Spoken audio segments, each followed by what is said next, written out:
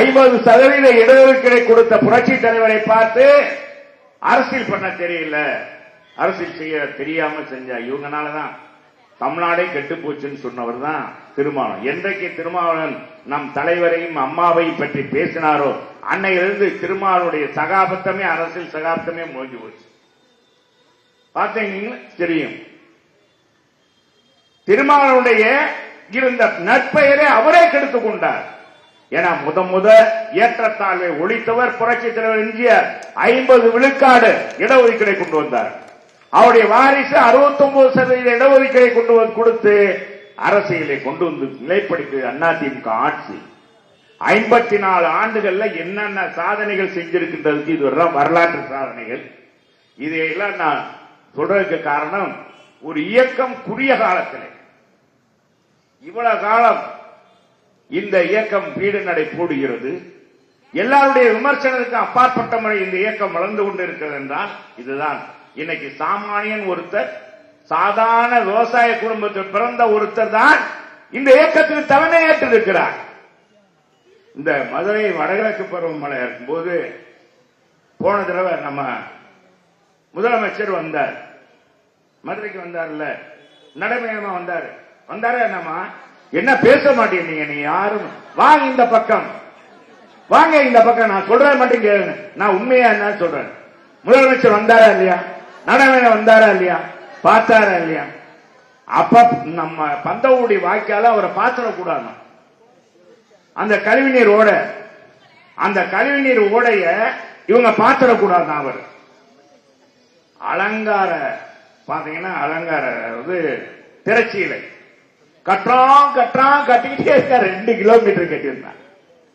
அது எனக்கு ஒருத்தர் போட்டார், நான் போட்டேன், நான் என்னுடைய வலைதளத்தில் போட்டேன். எத்தனை காலம் தான் ஏமாற்றுவார் இந்த நாட்டிலே, சொந்த நாட்டிலே, நம்ம நாட்டிலே அப்படின்னு அந்த பாட்டை போட்டோம். பார்த்தா வைரல் ஆயிடுச்சு, எல்லா டிவியிலும் ஒளிபரப்பாய். உடனே முதலமைச்சருடைய பார்வைக்கு இங்க உளவுத்துறை கொண்டு போன உடனே மாலையில பாத்தீங்கன்னா அங்க அது ஒரு தகராறு. திருமாவளவன் சகோதரர் திருமாவளவனுடைய போட மறைச்சு கட்டினான்னு சொல்லி அங்க இருக்கிற அந்த திருமாவளவன் கட்சிக்காரவங்க தகராறு பண்ணி பாத்தீங்கன்னா உடனே அங்க மட்டும் பிரிச்சாங்க. அப்புறம் சாயங்காலம் பிரிச்சுட்டாங்க. முதலமைச்சர் தெரிஞ்ச உடனே முதலமைச்சர் இறங்கி உடனடியாக ஒரு உத்தரவு, 83 கோடி ரூபாய் சாங்ஷன், உடனடியாக பந்தவுடி வாய்க்கால் சீரமைக்கப்படும், சோறு எழுப்பப்படும் சொல்லி 3-6 மாதம் 4 மாசம் ஆச்சு. ஒரு நடவடிக்கையும் இல்லை. நம்ம துணை முதலமைச்சர் உங்களுக்கு தெரியும், அவரு தலைவர்னு அவர் சொல்லிக்கிறார். அவர் யாரும் தலைவராக ஏற்றுக்கிறதே கிடையாது. அவர் என்னென்னமோ நடிச்சு பார்க்கிறார். மக்கள் என்ன நினைச்சாங்க, ஒரு கல்லாடி ஒரு கல் ஒரு கண்ணாடி, அந்த படத்துல நாயகனாகவே தான் அவரை பார்க்கிறார். அவர் என்னன்னா ஒரு செங்கலை தூக்கிட்டு காமிச்சார். எய்ம்ஸ் மருத்துவமனை எங்கே, கல் இங்கே, செங்கல் எங்கே காமிச்சார். போன தேர்தல் எங்க அப்பாவுக்கு மட்டுமே தெரியும் நீட்டு தேர்வு விஷயம் ரத்து, இவங்களுக்கு எல்லாம் தெரியாதுன்னு சொன்னார்.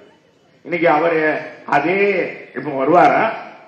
இப்ப செங்கலை தூக்குனா நம்ம ஆளுகெல்லாம் செங்கலை தூக்கி காமிப்பாங்களே, எங்க எய்ம்ஸ் மருத்துவமனை மதுரையில் இருக்கிற அவலங்களை சொல்லுவாங்களா இல்லையா? இப்படி இவ்வளவு மோசமாக மதுரையில திமுக ஆட்சியில் அவலம் இன்னைக்கு மோசமாக இருக்கு.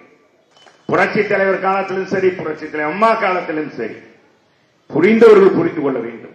எங்களை பொறுத்தளவுக்கு யாரும் துரோகம் அளித்தது கிடையாது.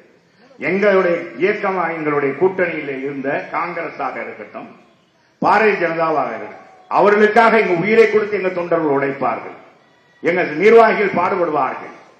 அப்படிப்பட்ட கட்சி தான் திமுக.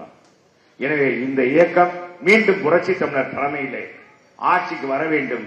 அதற்கு நீங்க எல்லாம் நல்ல ஆதரவு தர வேண்டும்.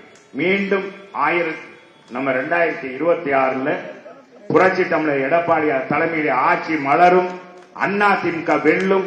55வது பிறந்த நாள் நம்ம விழா கொண்டாடும் போது அதிமுக ஆட்சியில் இருக்கும், கோட்டையிலே கொடியேற்றி இருக்கும் என்பதை நேரத்திலே தெரிவித்து இந்த அருமையான வாய்ப்பை கொடுத்த அத்தனை மக்களுக்கு நன்றி கூறி விடைபெறுகிறேன். நன்றி, வணக்கம். பிளே ஸ்டோர் மற்றும் ஆப் ஸ்டோரில் இருந்து பாலிமர் செயலியை QR கோடு மூலம் பதிவிறக்கம் செய்யுங்கள். செய்திகளை உடனுக்குடன் பெறுங்கள்.